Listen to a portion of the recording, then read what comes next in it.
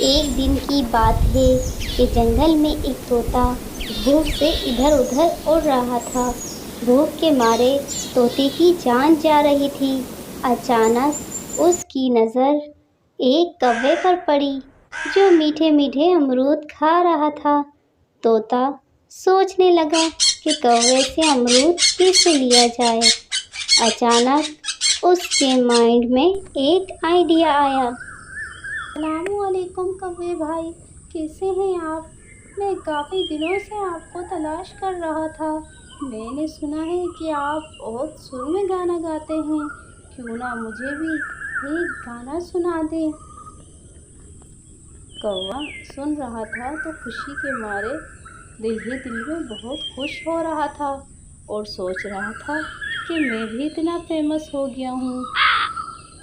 وعلیکم السلام جی، میں وہی سریلا کوا ہوں جسے آپ تلاش کر رہی ہیں۔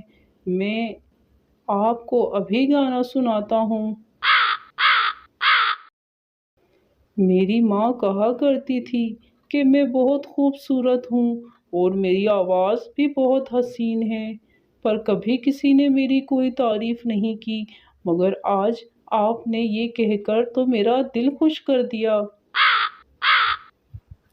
میں ہوں بہت حسین پرندہ، میں ہوں بہت حسین پرندہ۔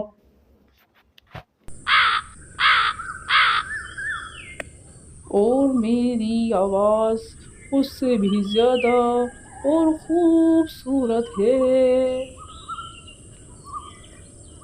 طوطا جو کہ اس بے سری آواز کو سن رہا تھا اور دل ہی دل میں کہنے لگا، ہائے میرے کان، میں جلدی سے کھانا کھاؤں اور نکلوں یہاں سے، اس سے پہلے اس بے سرے کی آواز میں اور گانا سننا پڑ جائے۔